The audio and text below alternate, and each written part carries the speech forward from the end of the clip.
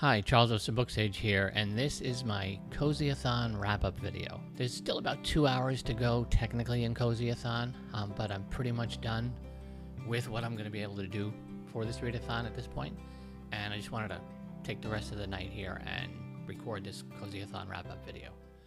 I want to start off by thanking Silvia Kay. Silvia Kay is the one who created Cozyathon and hosted it for everybody. I will link Silvia's channel down below. This has been a lot of fun. It's been perfectly true to the name because this readathon is more about just relaxing and enjoying reading itself. Most of the challenges are centered around things that you do while reading, or even some things you normally wouldn't do, but to read while doing them, which is a little different than most readathons that center around specific books or specific subjects or something. So I'm going to run through, starting with the challenges that I did not get to complete first. And I did not get to read in a coffee shop. I've actually only had, I think, 2 days off where I wasn't working throughout this whole readathon. And getting to a coffee shop just wasn't on the schedule. I did not read in a bathtub. I did not read a book with the word chocolate in the title, nor did I read a book with an autumnal cover. And since I don't really do audiobooks, I didn't listen to an audiobook while baking, nor did I exercise for a half an hour while listening to an audiobook. And I did not get to give a comforting book to someone who's going through a rough time. Let's get to the challenges that I did get to do. And I did read while wearing either fluffy socks and a cozy jumper. So I read in my bathrobe and sweaters and all that kind of stuff, all bundled up, which is always a fun way to read. I've got the list up here. That's why I'm looking over here a lot. And I did, of course, read while listening to relaxing music. And I actually did something a little different. While I was reading the other night, I was listening to the first 4 songs of Laura Marling's Once I Was an Eagle, which is different for me because whenever I do read, I don't listen to music with vocals. It'll usually just be classical music or even classical soundtracks, things like that. So that was kind of a little spin to see what it would be like to actually have someone singing very, very softly in my ear while I was reading. And it was interesting, a little distracting, but well worth doing it and seeing what it's like. And thanks to this prompt in the readathon, I did my own little spin on it. And next is read while sipping a comforting hot beverage of your choice, which usually I do every day with tea. Read a chapter first thing in the morning. I did that multiple times. Not every day, but most of the days I managed to do that. I do like reading first thing in the morning. I like reading last thing at night and first thing in the morning. And read a book purely for escapism. That's pretty much every book I read. Reread an all-time favorite. And I'm still in the middle of that reread. And that is John Bellairs' The Face in the Frost, which I've spoken about at least in 1 or 2 videos. Really cool little book. Prospero the Wizard. I treated myself to a book I've been craving for a long time, and that is Samuel R. Delany's autobiographical The Motion of Light in Water, Sex and Science Fiction Writing in the East Village.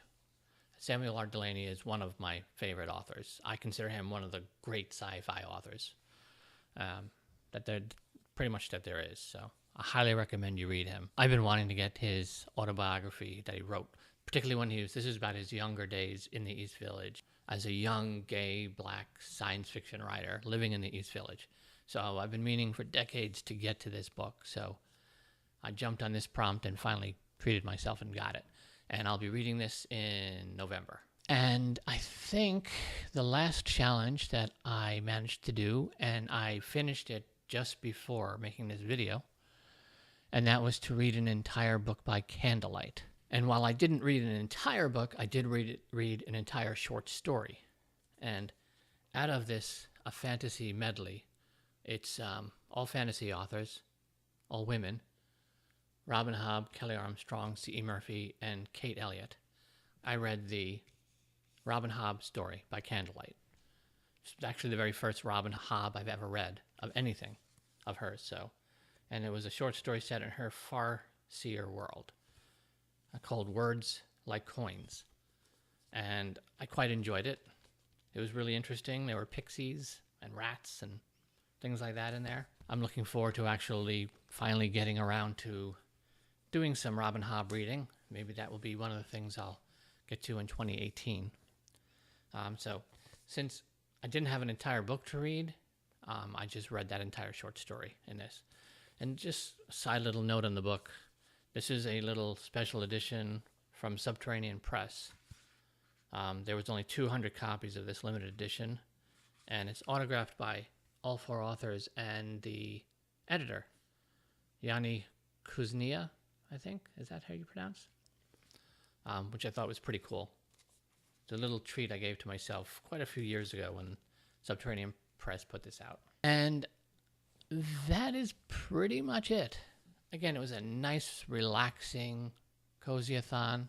It was fun seeing what other people were doing, talking about on Twitter, and I'm looking forward to other people's wrap-up videos. I think some have done some vlogging. I know Silvia has done a few vlog videos for her Cozyathon as well, filming herself doing some of the activities. So I actually filmed myself reading by candlelight, the Robin Hobb story. When I was a kid, me and both of my brothers all shared a room together. And in one particular apartment we lived in, I was on the first wall. When you came into the bedroom, my bed was right here. And the window was across from me. And I would crack the curtain just enough to get enough light from the street lamp outside. It would shine through and just beam a little beam of light across my bed. And I used to hide a book under my pillow and then pull it out and read in that little sliver of light when I was supposed to be sleeping. Until my mother caught on and figured out what I was doing, and then she would close the curtain completely every night. So again, I just wanted to thank Silvia Kay for coming up with this and putting it together and hosting it. It was really cool. I hope you do another one of these again next year. And I'll definitely look forward to participating in that as well. And other than that, I'm just going to go and relax and spend the rest of the night just doing some more reading. New readathon starts at midnight, just as this one ends, so I'm going to, probably not tonight, but tomorrow, dive into a whole new set of reading, which I'll be looking forward to. And again, thank you very much for everyone watching. Like, subscribe. If you participated in Cozyathon, leave me a comment down below. Let me know so I can go check out your videos on it. And again, just thank you to Silvia Kay. This was a lot of fun. And I am Charles of Sir Book Sage. Happy reading.